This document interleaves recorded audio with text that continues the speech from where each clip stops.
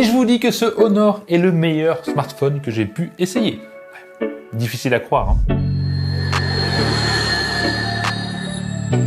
Ce que j'aime le plus sur ce smartphone là tout de suite, c'est qu'il va vraiment diviser. On va avoir des personnes dans les commentaires qui ne vont pas du tout aimer et d'autres qui vont le kiffer tout simplement. Et je vous invite tout au long de cette vidéo, bien sûr, à noter dans les commentaires qu'est-ce qui vous déplaît, qu'est-ce qui vous plaît. Et bien sûr, si vous me découvrez, vous aimez les tests de smartphone, abonnez-vous, c'est méga important. Voilà, au moins c'est dit. Alors déjà, esthétiquement, le design de ce smartphone, moi je le trouve magnifique. Bien sûr, on a un énorme module photo qui fait un peu cyclope au dos, mais c'est ce qui fait tout son charme. C'est un mélange de rond et de carré. Perso, j'adore. Là, j'ai la version noire avec un dos mat qui ne prend pas les traces de doigts et c'est juste magnifique. Les finitions premium, on a le smartphone qui fait rêver. J'ai l'impression d'avoir un bijou entre les mains.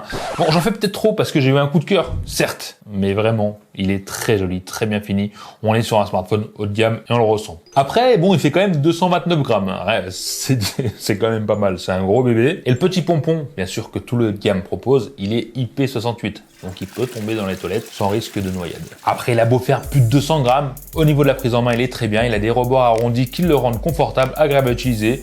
Il n'est pas glissant, contrairement à ce que j'aurais pu croire. Bon, un sans faute sur la partie esthétique et la partie avant.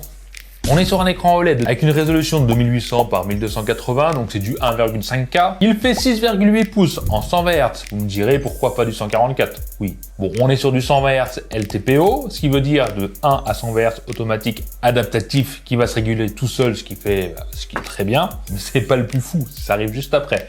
On a une luminosité maximum au pic à 5000 nits.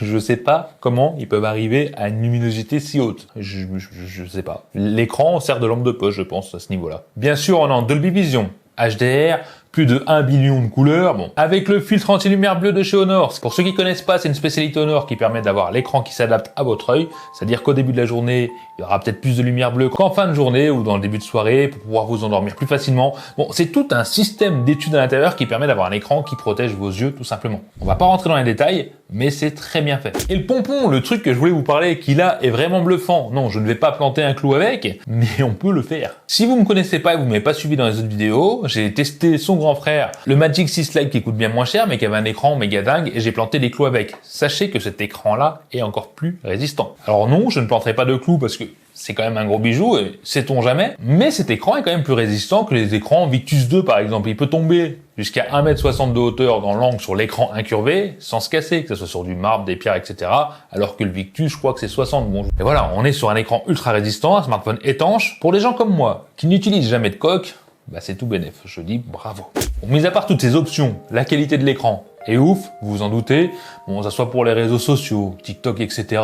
Pour regarder des vidéos, bah, c'est juste magnifique. En plus, on a un son stéréo qui fonctionne très bien, qui est très puissant. Là, clairement, le smartphone, pour une utilisation standard, hein, c'est le Graal. Mais vous me direz, à ce tarif-là, je vous l'ai pas encore dit, certes, je vous le dirai après, c'est normal. Pour aller un petit peu plus en profondeur, il dispose d'Android 14, avec la version Honor Magic OS 8.0. Alors, on a toutes les options d'Honor. Pour ceux qui connaissent pas, bon, il y a pas mal d'options. Alors, il y a les options par geste que je trouve ça plutôt pas mal. C'est une sorte d'intelligence artificielle. On a toutes les options d'Android 14 et, normalement, je dis bien normalement, Honor annonce une intelligence artificielle qui devrait arriver juste après. La mise à jour n'a pas été encore faite et une grosse mise à jour va arriver prochainement avec une intelligence artificielle qui est censée être dingue. De ouf, bah, pour concurrencer, quoi. Il y a aussi une option que Honor a mise, qui a été prise je ne sais où.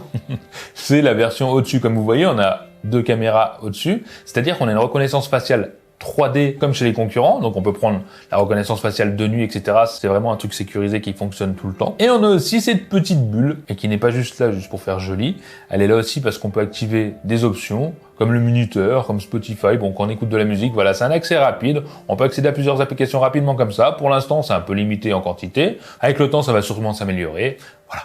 Honor vient pêcher un peu de partout le meilleur et nous rend un smartphone, on peut le dire, très bien. Et comme je vous disais, pour l'utilisation de tous les jours, les applications, les petits jeux, bon, ça tourne très bien. On a 12 Go de RAM, 7 Go de RAM virtuelle en plus. J'essaie de calculer en même temps que je vous parle, mais c'est difficile, j'y arrive jamais. Donc on a 19 Go de RAM, 512 Go de stockage non extensible, mais bon, 512, il y a de quoi faire. Et pour ce qui est du processeur, on est sur le tout dernier 8 Gen 3. Et au score en tutu, bon, on monte à plus de 1,6 million. Bon, ça varie, il y a des jours où on sera à 1,8 million, des jours à 1,5 million. Mais c'est pas ce qu'il faut retenir. Ce qu'il faut retenir, c'est qu'on est sur un smartphone extrêmement puissant qui va faire tourner tous les jeux 3D facilement. Graphique maximum son stéréo avec un écran de malade, c'est juste parfait, agréable, il n'y a aucun problème. Et le plus important aussi, c'est qu'il va venir gérer la chauffe. Alors il pourra monter à 40, 42 degrés, mais je vais faire un test de stress avec Antutu. Bon, la chauffe est très bien réglée. En tout cas, mieux que pas mal de concurrents. C'est vrai que souvent, les derniers processeurs ultra puissants, bon, ont un problème au niveau de la chauffe, et bah là, je l'ai pas ressenti. En tout cas, un tout petit peu. Mais le plus fou dans ce smartphone, c'est pas tout ce que je vous ai dit depuis tout à l'heure, non. Non, c'est ça le pire. C'est la partie photo, et là, préparez-vous parce qu'il y a de quoi, je pense, vous faire plaisir, vraiment. Déjà, on a une caméra périscope, celle qui fait le zoom, qui est de 180 mégapixels. C'est très bien, certes, mais on trouve plus de mégapixels si on cherche un petit peu. Je suis OK. La caméra principale, technologie Falcom, fait 50 mégapixels et la caméra ultra grand angle fait aussi 50 mégapixels. Et avant de vous montrer les photos là tout de suite, on va aller tester une option que je trouve dingue et je vais aller vous montrer ça dehors directement. Bon, vu qu'il fait toujours beau en Bretagne, je dois sortir avec ce temps, un parapluie magnifique. Et on va aussi tester le mode sport, le mode mouvement. On va voir s'il arrive à me détecter en course rapide. Il suffit de cliquer ici et ça détecte automatiquement. Alors là, je sais pas si on voit bien, j'ai mis le smartphone ici. On va aller sauter devant lui. Bon, go. Là, il est en mode détection de mouvement. Là. On va faire des super sauts.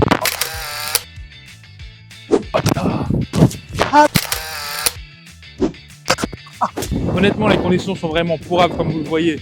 Le parapluie, bon, c'est un enfer. J'aurais aimé que ça se passe différemment. Mais là, c'est la Bretagne, c'est juste pas possible. Donc la vidéo sera pas aussi bien que ce que j'espérais. Et vous m'entendez peut-être même pas avec le vent. Bon, allez, à tout de suite. J'ai pris un petit peu la pluie, certes.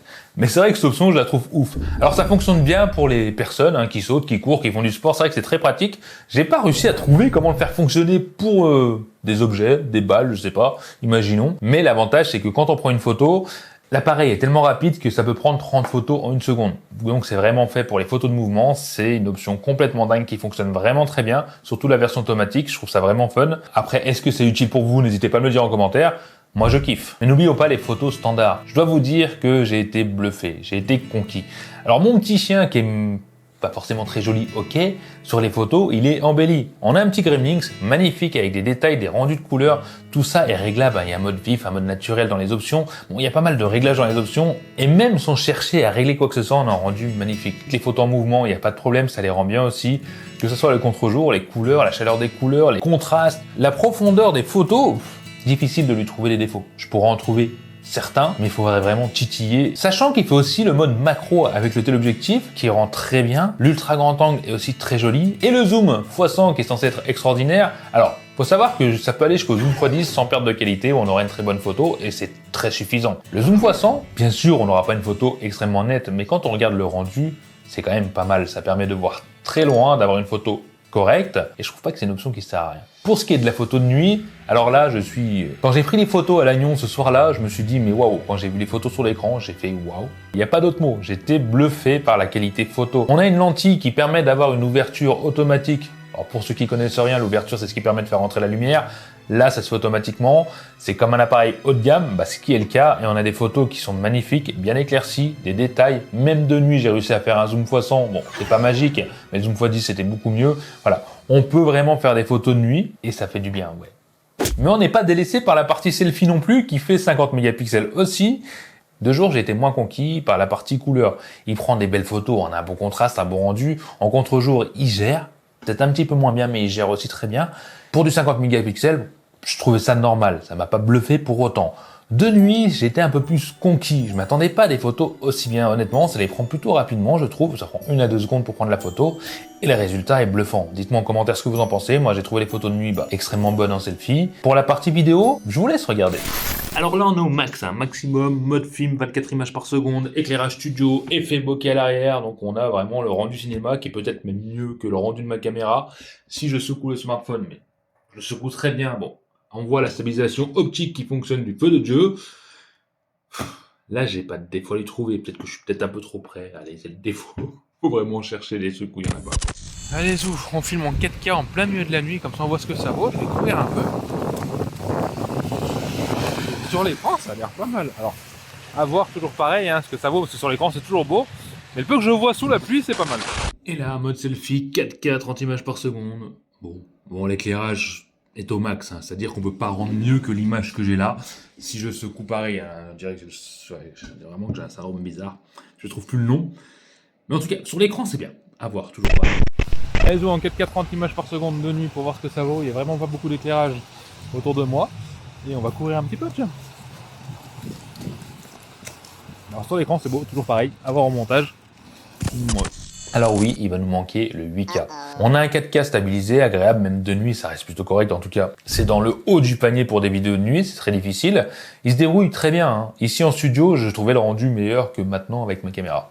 Et c'est ça qui est bluffant. Et pour en finir avec ce bijou, on va passer à la batterie parce qu'ils ont encore fait mieux que l'année d'avant. Là, on est sur une batterie de 5600 mAh, ce qui est quand même énorme, avec une charge de 80 watts et une charge sans fil de 66 watts. Alors oui, le chargeur n'est pas fourni dans la boîte et bah, c'est pas bien. Bien sûr, c'est pour l'écologie, etc. On est d'accord, on va pas débattre là-dessus. C'est sur un petit chargeur 80 watts, bon voilà. Enfin bref, tout ça pour vous dire que la batterie qui est à l'intérieur est super efficace parce que Honor a rajouté une puce dédiée à l'autonomie, donc qui permet d'avoir une meilleure autonomie sur le smartphone, de gérer la consommation d'énergie, sachant qu'on a une batterie qui est aussi épaisse qu'une carte de crédit, parce que oui, on est sur une nouvelle technologie, la batterie est en silicium carbone. C'est ça. Les termes techniques et moi, ça fait deux. Et Honor annonce tout simplement une autonomie de 10 heures intensive. C'est-à-dire que si vous êtes sur des jeux extrêmement gourmands qui font chauffer le smartphone, 10 heures non-stop, c'est possible. Moi, en utilisation standard, en faisant tout, des jeux, des photos, tout ça, j'ai fait la journée à l'aise. On fera les 2 jours si bien sûr on est moins gourmand, mais on est sur un smartphone qui est vraiment très bien optimisé. Ça va dépendre des applications, voilà, de votre utilisation, s'il y a trop de lumière, parce qu'on est quand même sur 5000 nits en pic, n'oubliez pas. Donc voilà, tout est optimisé, là, la puce dédiée pour l'autonomie fait bien son taf. Alors pour conclure, ce smartphone aurait pu être parfait. Ouais, clairement, parce qu'on est sur un smartphone. Vous l'avez vu, il a pas de défaut, pas réellement. Mais bon, on est quand même sur un smartphone haut de gamme. D'ailleurs, son prix de lancement, faut que je vous l'annonce, il est annoncé à 1299 €. Oui, on est quand même sur un prix haut de gamme. Bon, c'est sûr, on aurait tous aimé avoir moins. Bien sûr, mais vu tout ce qu'il fait, bon, ça peut se comprendre, sachant que pour le lancement, Honor nous fait une offre de malade et c'est ça qui va venir rattraper son tarif. Mais il faut savoir qu'au lancement, Honor propose une tablette, la Honor Pad 9, d'une valeur de 399 € sera offerte pour l'achat de ce smartphone. Ça devient quand même bien plus intéressant. Si j'ai un code promo, je vous l'afficherai dans la description, allez faire un tour. Comme ça, vous pourrez l'avoir encore moins cher si vous intéresse. Après, à vous de me dire ce que vous en pensez en commentaire. Moi, je peux que vous le conseiller, je l'adore. Perso, j'aimerais bien garder ce smartphone, ne serait-ce que pour filmer ou pour l'utilisation de tous les jours. Bon. Et si vous n'êtes pas encore abonné, eh ben allez-y, c'est le moment parce que la vidéo est terminée. Et j'espère vraiment qu'elle vous a plu parce que j'ai pris du plaisir à tester ce téléphone-là. Voilà. Merci Honor de m'avoir envoyé, en tout cas, moi je l'aime. Je suis sous le charme, bravo Honor. Voilà, c'est tout ce que j'ai à dire. Allez, bye.